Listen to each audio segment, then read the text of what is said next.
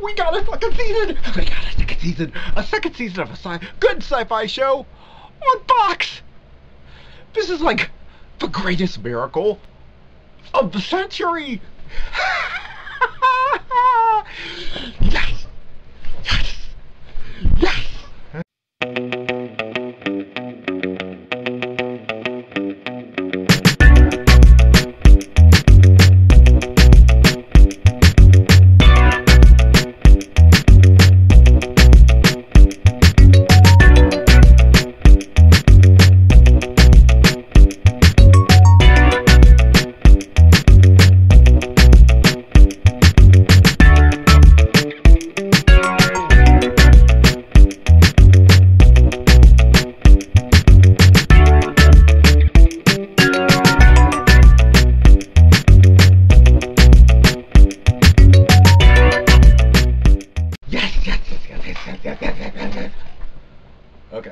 Okay. Because I should talk about this week's episode. Had some technical details to latest review, so I suppose I should talk about it. But yes, I didn't think this would happen. Yeah!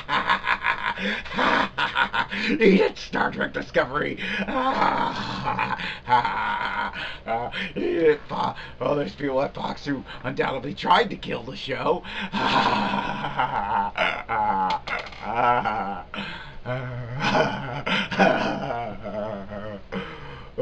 Okay. Well, first thing you should know, so this was written and directed by Brannon Braga, who continues to impress as a director.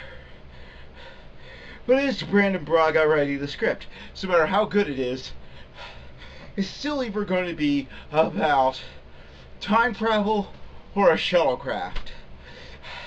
Look, I'll give you till the count of 5 to try and guess which one this is about, whether time travel or shuttle crash. 1, 2, 3, 4, 5. Shuttle crash! Yeah, we already did time travel recently, so shuttle crash. This time it's Dr. Finn, and we're finally getting to know some more about her character. She's won me over.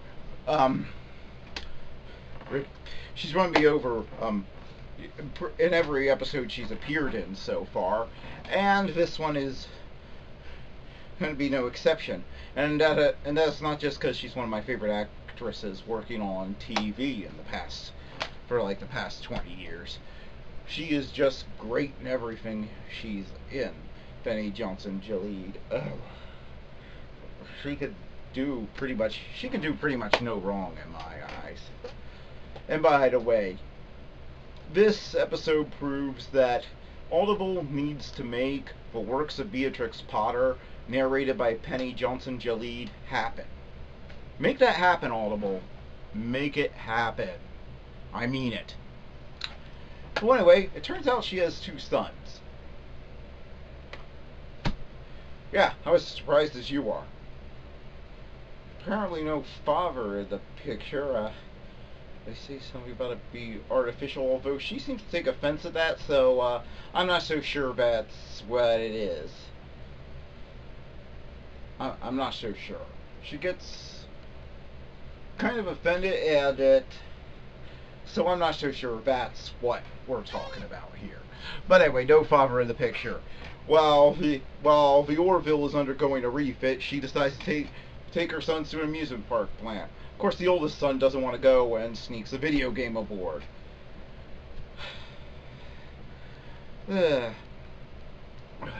Isaac comes along as a navigator because he wants to observe a human family in their natural environment. Why don't those people just set up a zoo? Oh wait, we already had the cage.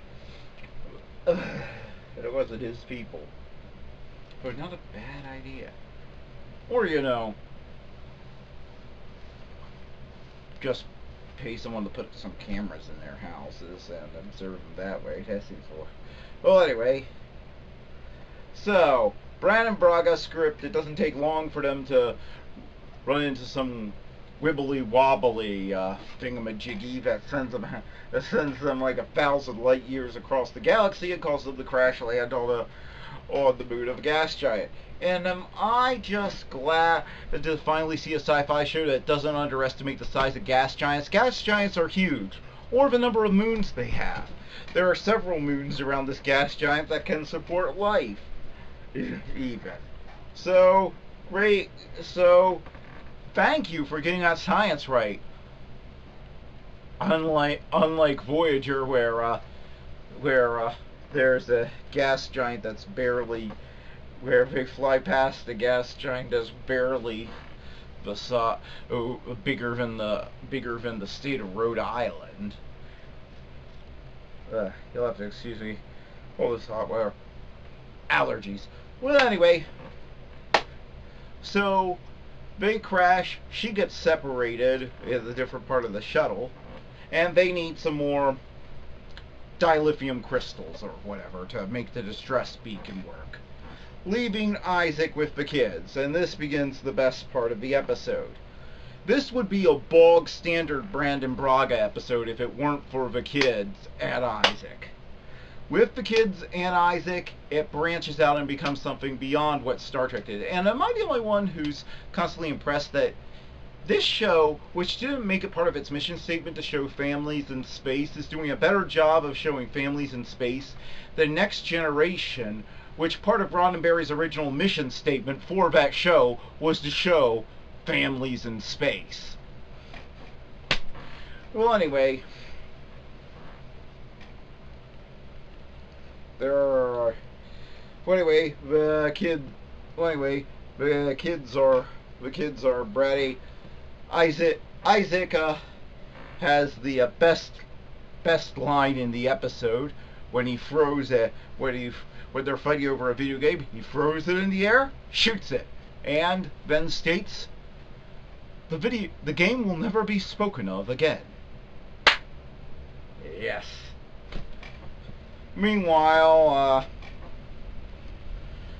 Dr. Finn gets kidnapped by some sort of backwoods survivalist who actually, he comes off as completely crazy, except that you get the idea that because the rest of his planet has gone cannibal because somebody poisoned the water supply,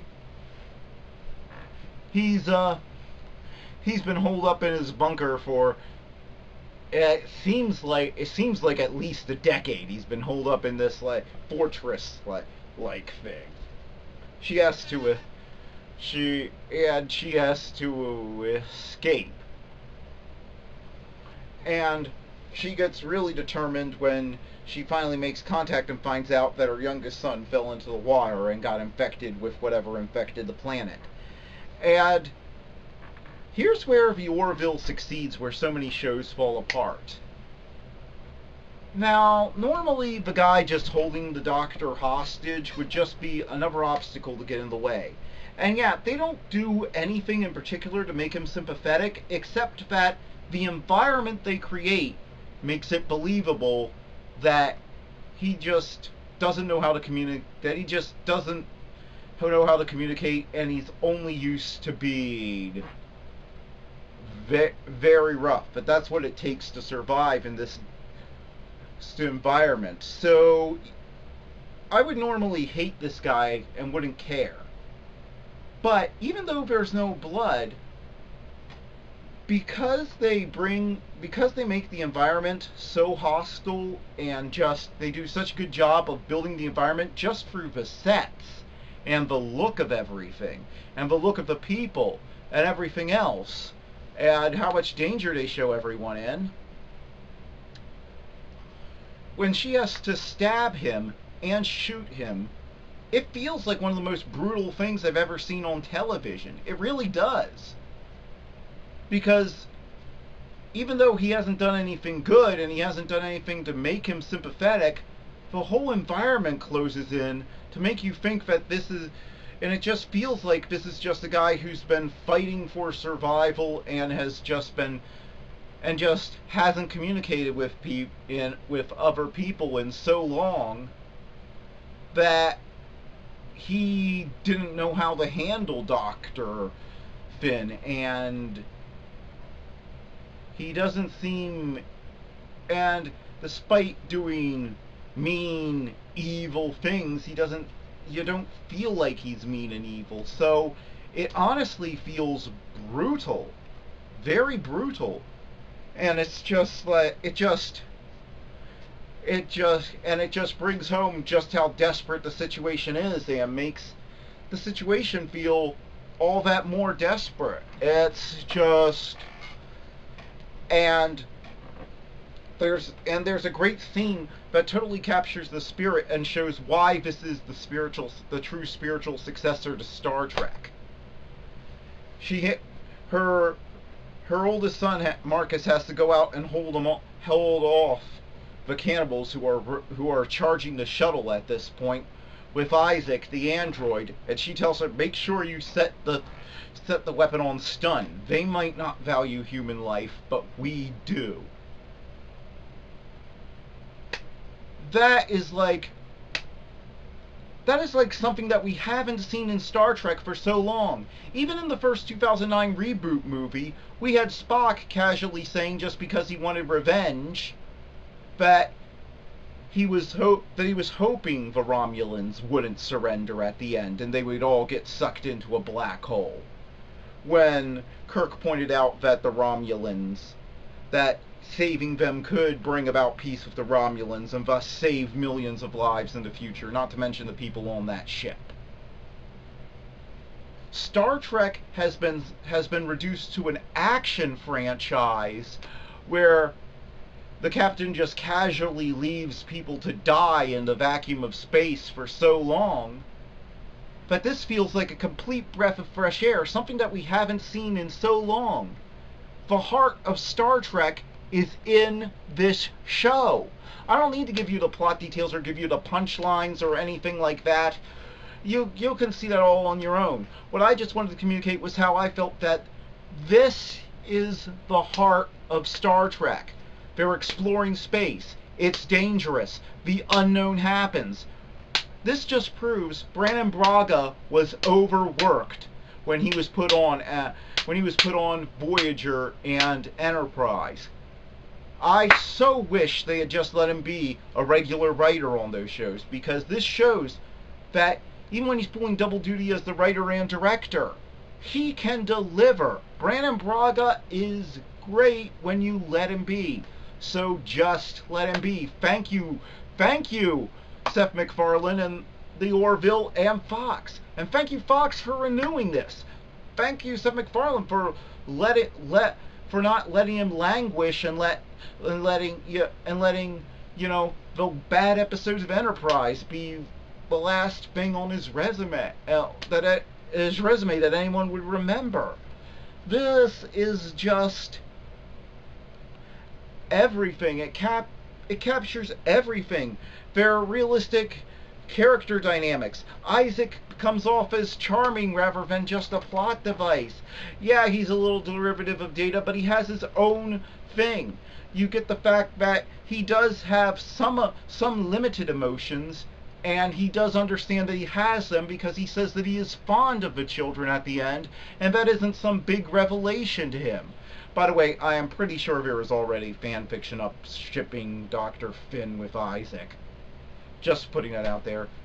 But anyway, this is the spiritual successor to Star Trek. It's its own thing. Because it does have its own feel, but spiritually, it's kind of like how Chuck was the spiritual successor to Get Smart. That's what this is.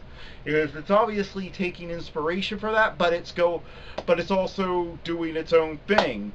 But it has the same heart as the other show, and that is just great.